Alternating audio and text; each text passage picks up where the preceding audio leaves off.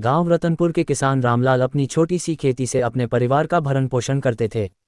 लेकिन बदलते समय के साथ खेती से उतनी आमदनी नहीं हो रही थी जिससे घर की ज़रूरतें पूरी हो सकें। वे सोचने लगे कि कोई अतिरिक्त काम किया जाए जिससे उनकी आमदनी बढ़ सके। एक दिन रामलाल गांव के सरपंच के पास गए और अपनी समस्या बताई। सरपंच ने उन्हें मुर्गी पालन का सुझाव दिया और कहा कि यह कम लागत में अच्छा लाभ देने वाला व्यवसाय है। रामलाल को यह विचार पसंद आया, लेकिन उनके पास इस बारे में ज़्यादा जानकारी नहीं थी।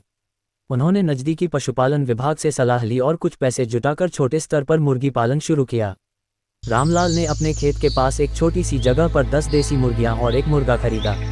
शुरुआत में उन्हें कई परेशानियों का सामना करना पड़ा। कभी मुर्गियां बीमार पड़ जाती, कभी अंडों की संख्या कम हो जाती, लेकिन उन्होंने हिम्मत नहीं हारी। वे रोज़ाना मुर्गियों की देखभाल करने लगे, साफ सफाई का ध्यान रखने लगे और सही आहार देने लगे।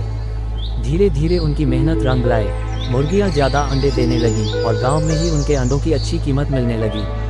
उन्होंने मुर्गी पालन का विस्तार किया और कुछ ब्रॉयलर मुर्गियां भी पालनी शुरू कीं। अब वे अंडों के साथ साथ मीट का व्यापार भी करने लगे। उनकी आमदनी बढ़ने लगी और कुछ ही वर्षों में उन्होंने एक बड़ी मुर्गी फार्म खोल लिया। रामलाल की सफलता देखकर गांव के अन्य किसानों ने भी मुर्गी पालन शुरू किया। अब रतनपुर एक ऐसा गांव बन चुका था जहां के लोग खेती के साथ साथ मुर्गी पालन से भी अच्छी कमाई करने लगे। रामलाल की मेहनत और आत्मविश्वास ने यह साबित कर दिया कि अगर सही सोच और लगन हो तो किसी भी काम में सफलता हासिल की जा सकती है।